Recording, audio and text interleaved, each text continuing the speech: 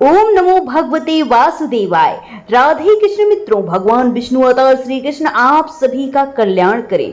श्रीमद् भगवद गीता का अभी तक हमने प्रथम अध्याय से लेकर सप्तम अध्याय तक चैनल पर उपलब्ध करा दिया है। आप प्लेलिस्ट में जाके देख सकते हैं। आज हम प्रारंभ कर रहे हैं श्रीमद् भगवद गीता का 7वां अध्याय, जो कि प्रथम स्कंद से है। 7वां अध्याय श्रीमद् भगवद गीता। अश्वत्थामा द्वारा द्रौपदी के पुत्रों का मारा जाना, अर्जुन के द्वारा अश्वत्थामा का मान मर्दन।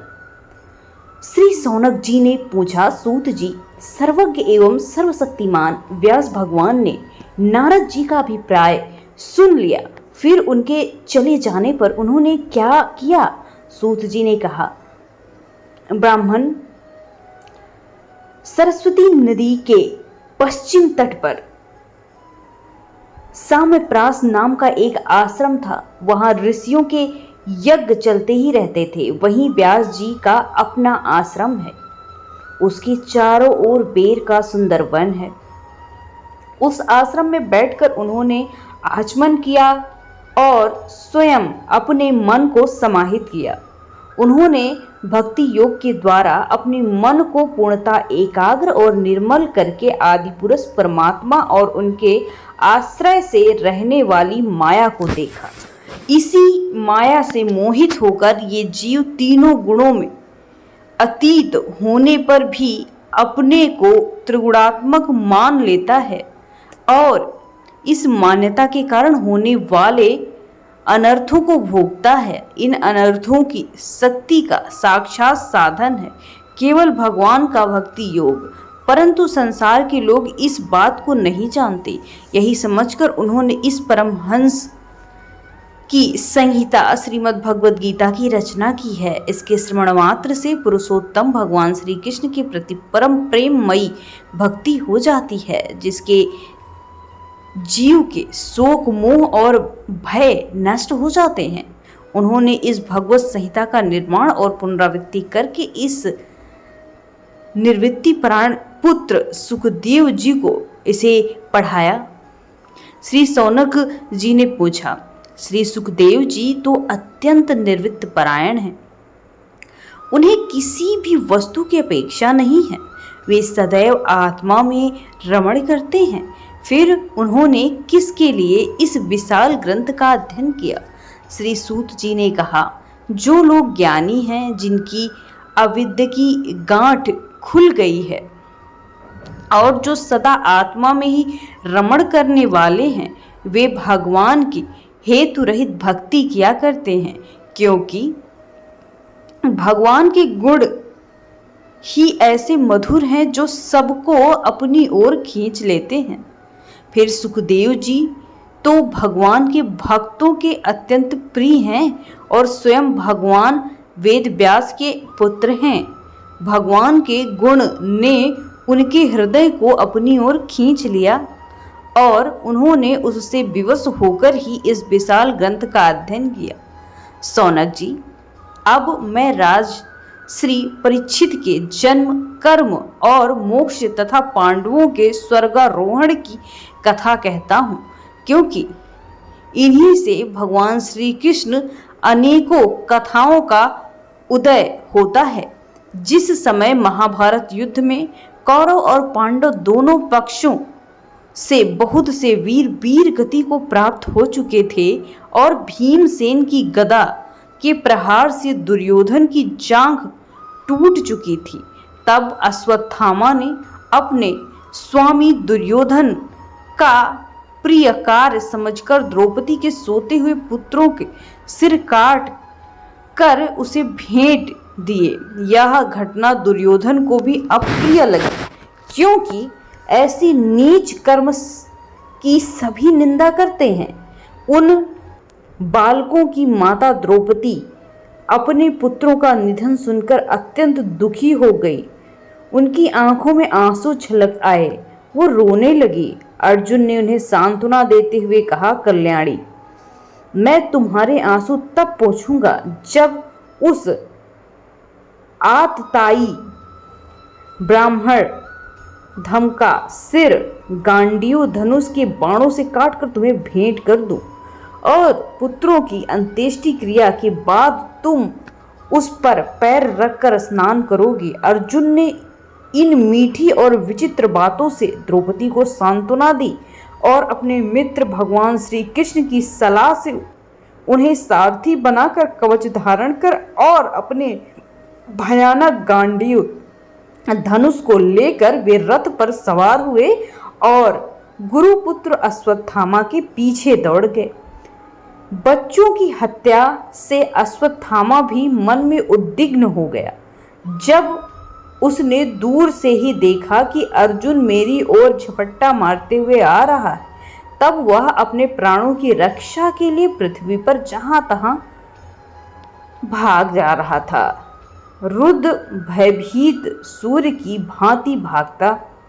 जब उसने देखा कि मेरे रथ के घोड़े थक गए हैं और मैं बिल्कुल अकेला हो गया हूं, तब उसने अपने को बचाने का एकमात्र साधन ब्रह्मास्त्र ही समझा। यद्यपि उसे ब्रह्मास्त्र को लौटाने की विधि मालूम न थी, फिर भी प्राण संकट में देखकर उसने आचमन किया और ध्यानस्थ होकर ब्रह्मास्त्र का संधान किया। उस अस्त्र से सब दिशाओं में एक बड़ा प्रचंड तेज फैल गया। अर्जुन ने देखा कि अब मेरे प्राणों पर आबनी है। तब उन्होंने श्री कृष्ण से प्रार्थना की। अर्जुन ने कहा, श्री कृष्ण, तुम सच्चिदानंद स्वरूप परमात्मा हो, तुम्हारी शक्ति अनंत है। तुम ही भक्तों को अभय देने वाले हो। जो संसार की धधकती हुई आग में जल रहे हैं, उन जीवों को उससे उबारने वाले एकमात्र तुम ही हो। तुम प्रकृति से परे रहने वाले आदि पुरुष साक्षात परमेश्वर हो। अपनी चित्त शक्ति से बहिरंग एवं त्रिगुणमयी माया को दूर भगाकर अपने प्रभाव से माया मोहित जीव के लिए धर्मादि रूप कल्याण का विधान करते हो। तुम्हारा ये अवतार पृथ्वी का भार हरण करने के लिए और तुम्हारे अन्य प्रेमी भक्तजनों के निरंतर स्मरण ध्यान करने के लिए है। स्वयं प्रकाश स्वरूप श्री कृष्ण, यह भयंकर तेज सब ओर से मेरी ओर आ रहा है। ये क्या है? कहाँ से आया है? क्यों आ रहा है? इसका मुझसे बिल्कुल कोई प्रयोजन नहीं है। भगवान ने कहा, अर्जुन, यह अश्वत्थामा का चलाया हुआ ब्रह्मास्त्र है। ये बात समझ लो कि प्राण संकट उपस्थित होने से उसने इसका प्रयोग किया है, परंतु वह इस अस्त्र को लौटाना नहीं जानता। किसी भी दूसरे अस्त्र में इसको दबा देने की शक्ति नहीं है। तुम शास्त्रार्थ विद्या को भली भांति जानते हो। ब्रह्मास्त्र के तेज से ही ब्रह्मास्त्र की प्रचंड आग को बुझा दो। सूत जी कहते हैं, अर्जुन विपक्षी वीरों को मारने में बड़े प्रवीण थे। भगवान की बात सुनकर उन्होंने आचमन किया और भगवान की परिक्रमा करके ब्रह्मास्त्र निवारण के लिए ब्रह्मास्त्र का संधान किया। बाणों से वेष्टित उन दोनों ब्रह्मास्त्र के तेज से प्रातःकालीन सूर्य एवं अग्नि के समान आपस में टकराकर सारे आकाश और दिशाओं में फैल कर बढ़ने लगे। तीनों लोकों को जानने वाली उन दोनों अस्त्रों की ओर बढ़ी हुई लपटों से प्रजा जलने लगी और उसे देखकर सबने यही समझा कि प्रलयकारी संवर्तक अग्नि है। उस आग से प्रजा का और लोगों का नाश होता देख भगवान की अनुमति से अर्जुन ने उन दोनों को ही लौटा लिया। अर्जुन की आंख क्रोध में लाल लाल होती जा रही थी। उन्होंने झपट कर उस क्रूर अश्वत्थामा को पकड़ लिया और उसे रस्सी की भांति बांध लिया। वैसे ही अश्वत्थामा को बलपूर्वक बांधकर अर्जुन ने जब शिविर की ओर ले जाना चाहा, तो कमल नयन भगवान श्री कृष्ण कुपित होकर कहने लगे, अर्जुन, इस ब्राह्मण को छोड़ना ठीक नहीं, इसको तो मार ही डालो। इसने रात में सोए हुए निरपराध बालकों की हत्या की है।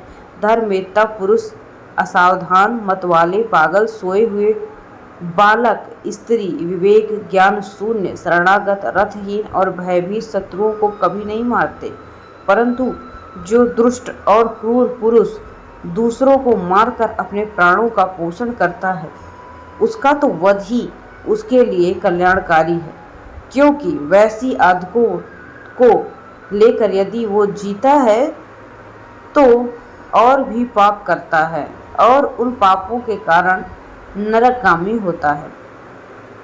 फिर मेरे सामने ही तुमने द्रौपदी से प्रतिज्ञा की थी कि मानवती, जिसने तुम्हारे पुत्रों का वध किया है, उसका सिर मैं उतार दूंगा। इसी पापी कुलांगर अतिथि ने तुम्हारे पुत्रों का वध किया है और अपने स्वामी दुर्योधन को भी दुख पहुंचाया है, इसलिए अर्जुन इसी को मारो। भगवान श्री कृष्ण ने अर्जुन के धर्म की परीक्षा लेने के लिए इस प्रेरणा की, और अर्जुन का हृदय महान था। यद्यपि अश्वत्थामा ने उनके पुत्रों की हत्या की, फिर भी अर्जुन के मन में गुरुपुत्र को मारने की इच्छा नहीं हुई। इसके बाद अपने मित्र और सारथी श्री कृष्ण के साथ अपने बुद्धि शिविर में जाते हुए युद्ध शिविर में पहुंचे। वहां अपने मृत पुत्र के शोक को करती हुई द्रौपदी को सौंप दिया। द्रौपदी ने देखा कि अश्वत्थामा पशु की भांति लाया गया है। निंदित कर्म करने के कारण उनका मुख नीच और नीचे की ओर झुका दिखाई दे रहा था। अत्यंत अनिष्ट करने वाले गुरुपुत्र अश्वत्थामा को इस प्रकार अपमानित देखकर द्रौपदी का कोमल हृदय कृपा से भर आया और उसने अश्वत्थामा को नमस्कार किया। गुरुपुत्र का इस प्रकार बंधा हुआ देख द्रौपदी को सहन नहीं हुआ। उसने कहा, छोड़ दो, इन्हें छोड़ दो, ये ब्राह्मण है, हम लोगों के अत्यंत पूजनीय, जिनकी कृपा से आपने रहस्य के साथ सारे धनुर्वेद और प्रयोग तथा उपसंहार के साथ संपूर्ण शस्त्रों का ज्ञान प्राप्त किया है। वे आपके आचार्य द्रोण के ही पुत्र हैं, आपके सामने खड़े हैं। उनकी अर्धांगिनी कृपी अपने वीर पुत्र की ममता से ही अपने पति का अनुगम नहीं कर सकी।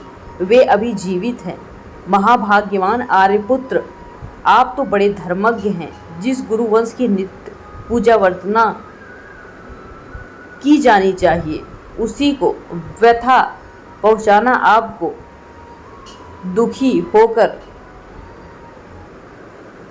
ऐसा करना शोभा नहीं देता।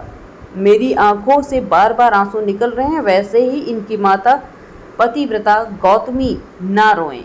जो उल्लंघन राजा अपने कुकृत्यों से ब्राह्मण कुल को कुपित कर देते हैं, वो कुपित ब्राह्मण कुल उन राजाओं को सपरिवार शोकाग्नि में डालकर शीघ्र ही भस्म कर देते हैं। सूत जी ने कहा, सौनक आदि ऋषियों द्रौपदी की बात धर्म और न्याय के अनुकूल थी, उसमें कपट नहीं, करुणा और समता थी। अतएव राजा युधिष्ठिर रानी के इन हित भरे श्रेष्ठ वचनों का अभिनंदन करते हैं। साथ ही नकुल, सहदेव, सात्यकी, अर्जुन, स्वयं भगवान श्री कृष्ण वहां पर उपस्थित सभी नर नारियों द्रौपदी की बात का समर्थन करते हैं। उस समय क्रोधित होकर भीमसेन ने कहा, जिसने सोते हुए बच्चों को अपने स्वार्थ के लिए, अपने स्वामी के लिए बल्कि व्यर्थ ही मार डाला, उसका तो वध करना ही उत्तम होगा। भगवान श्री कृष्ण ने द्रौपदी और भीमसेन की बात सुनकर अर्जुन की ओर देखकर कुछ हंसते हुए कहा। भगवान श्री कृष्ण बोले, पतित ब्राह्मण भी वध नहीं करना चाहिए, अर्थात ये को मार ही डालना चाहिए। शास्त्रों में मैंने ही ये बात कही है, इसलिए मेरी दोनों आज्ञाओं का पालन करो। तुमने द्रौपदी को सांत्वना देते समय प्रतिज्ञा की थी, उसे भी सत्य करो। साथ ही भीमसेन, द्रौपदी और मुझे जो प्रिय हो वो भी करो। सूत जी कहते हैं, अर्जुन भगवान के हृदय की बात तुरंत ताड़ गए और उन्होंने अपनी तलवार से अश्वत्थामा के सिर की मणि उसके बालों के साथ उतार ली अब मणि और ब्रह्म तेज से रहित हो गया। इसके बाद उन्होंने रस्सी का बंधन खोलकर उसे शिविर से निकाल दिया। मोड़ देना, धन छीन लेना और स्थान से बाहर निकाल देना, यही ब्राह्मणों का वध है। इसके लिए इससे भिन्न शारीरिक वध विधान नहीं है। पुत्रों की मृत्यु से द्रौपदी और पांडव सभी शोकातुर हो रहे थे। अब उन्होंने अपने मरे हुए भाई बंधुओं की दहादी अंत्येष्टि क्रिया की। बोलो वृंदावन बिहारी लाल की। 7वां अध्याय समाप्त। भगवान